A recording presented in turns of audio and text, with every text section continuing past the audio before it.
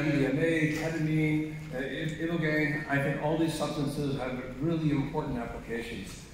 But psilocybin mushrooms are unique. So I want to give you my disclosures. I did start a company at fungi.com. I have 145 employees. I own the entire company myself. I have no debt. I have no partners. I created that company in order to do research. I never chased money.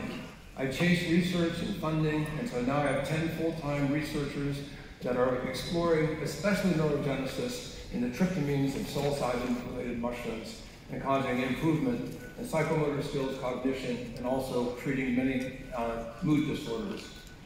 I started a new company with my partner, Dr. Pam Crisco, Micromedical Life Sciences. None of you have probably heard about us. We've been in stealth mode.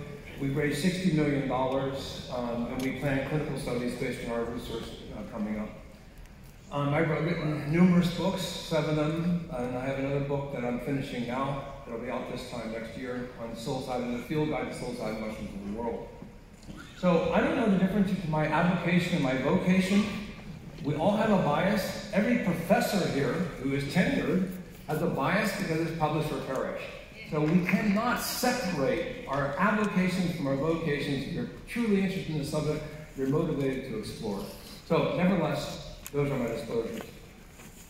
So this is extraordinary. 5,682 specimens or collections since the 1800s. 141 species that are psilocybin active have identified around the planet. And every continent except for Antarctica. Now this is very different than peyote, which I am personally opposed to the legalization of peyote because it needs to be protected for the peyote people, the Yaquis and the Huichols and other indigenous people of that region of Mexico and South America. The psilocybin mushrooms are different. They're sustainable. We can cultivate them. They're all saprophytic.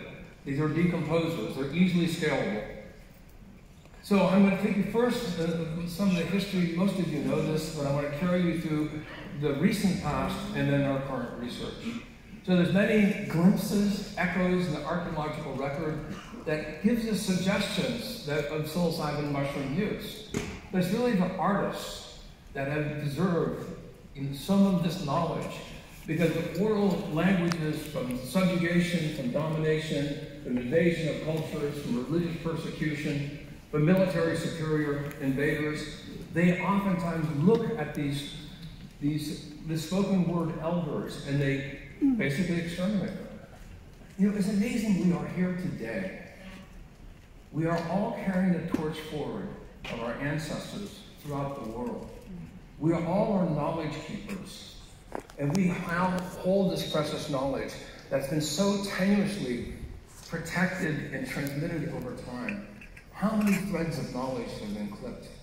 You think about the library at Alexandria, more than 1 million texts, and that library was burned. How much ancestral knowledge on psychedelics was in the library at Alexandria? We will never know. But we are here, and this is our time. We are here at a time that we all can make a difference as knowledge keepers, preserving this thread and then expanding the web of the wisdom that we've gained from psychedelics.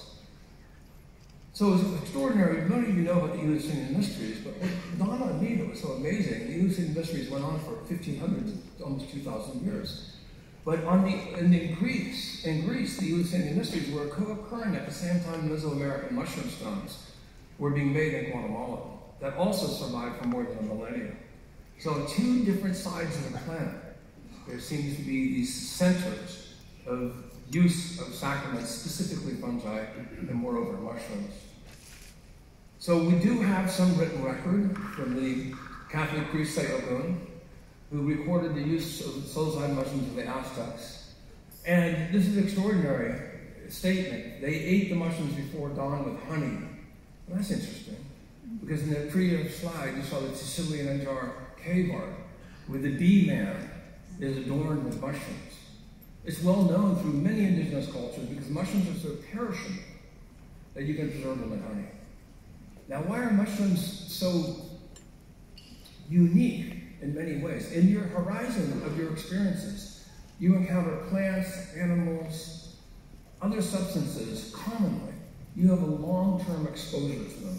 Days, weeks, months, years. But mushrooms come up and they disappear in 5 days. What were they? They're ephemeral. And because they're so ephemeral, some mushrooms can feed you, some can kill you, some can heal you, some can send you on a spiritual journey.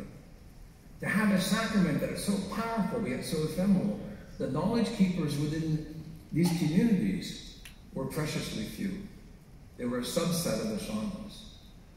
So the Bavarian Beer Act in 1516 in Germany, which now known as Germany, they specifically banned mushrooms from beer. I believe this is the evidence, albeit circumstantial, because we don't have really good records, but psilocybin mushrooms being preserved in honey led to psychoactive meads. And my Germanic ancestors, and many of you of European ancestry, the average lifespan in 1516 was 30 to 35 years of age. That is a time that if your mate died, time to recouple, to find, to build a new family. Because with a husband, with a wife, with another partner, you have a better chance of survival and for your children. So this is really amazing to me, that throughout the world, we have, different echoes from the past that suggest the use of these sacred substances. Now we have to give tribute to Maria Sabina. Maria Sabina, Mazatec shaman, she graciously opened up the mystery of psilocybin mushrooms to the Lawsons, Argarden, and Valentina Lawson. But Valentina Lawson did not get enough credit. She was a Russian doctor. She knew mushrooms by their Latin binomials. She taught Argarden Lawson about the love of mushrooms. They coined mycophilia from her Russian background, loving mushrooms, and mycophobia from his English background, where they had a fear of mushrooms. But both Maria Sabina and Tina Lawson were mycologists. Maria Sabina was not just a shaman, and also Tina Lawson was not just a physician. They were mycologists. They went out into the fields, into the woods. They could identify mushrooms and know which ones were sacred, know which ones were edible, know which ones were poisonous. This is a different level of knowledge, a next level of knowledge, than just taking a pill in a hospital of a white powder. When you're engaged in a journey of seeking and understanding and corporeally engaging these sacred substances, it deepens your experience, because psilocybin mushrooms have been through greater contact with the earth, with the ecosystem, to become better earth citizens, to protect the very environments that give us sustainability. I hear our ancestors calling out to us. I hear our descendants calling back in time, asking us to wake up. We have such an influence on the course of human history. What is our responsibility? And I think this is what these sacred substances teach us. So,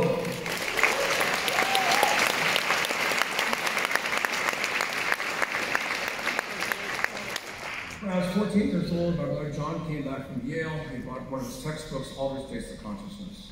I adored my older brother. We had a complete laboratory in the basement.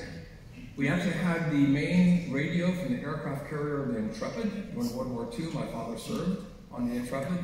So my brother John would park me in the corner. I listened to coded messages behind the Iron Curtain. He was a serious chemist, 3 rows of chemicals and then doing experiments. And then he went off to Yale, and I had the laboratory to myself. A big experiment, danger, do not bring near a flame. That was I wanted to build rockets, and exploded the laboratory once, but that's a different story. So John lent me this book, and I lent it to my friend Brian, who's my best friend. He borrowed it. And then John had to go back, and I kept on asking my friend Brian to return my book. And he kept on avoiding the issue, and I kept on asking him. And finally I said, Brian, my brother needs the book. He's going back now. And Ryan sheepishly looked at me and said, I can't give you your book back. I said, why? He says, my father found it and burned it. I said, your father burned my brother's book? Whoa. I was so ashamed to tell my brother what had happened. But I thought if my friend's father, who was an authoritarian figure, was so threatened by this book he had to burn it, and I think I found my cause.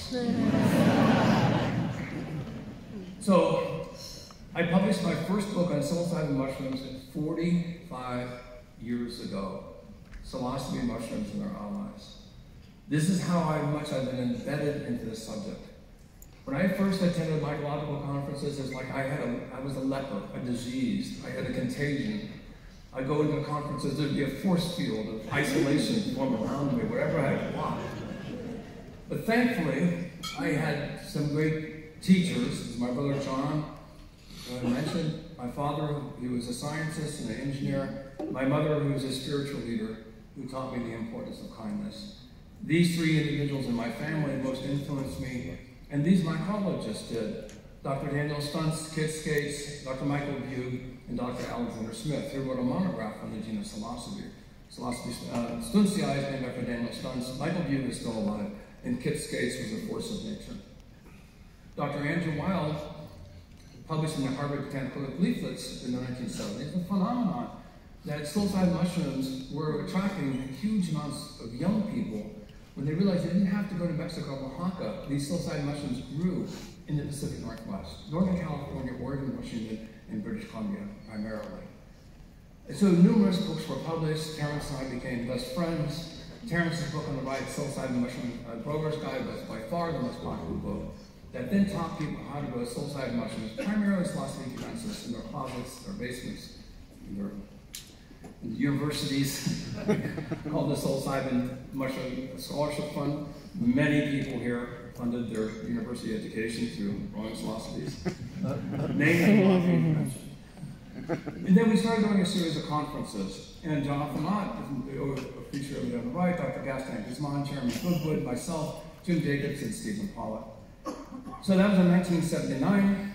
And this conference today is a continuity of that knowledge, that we're sharing information.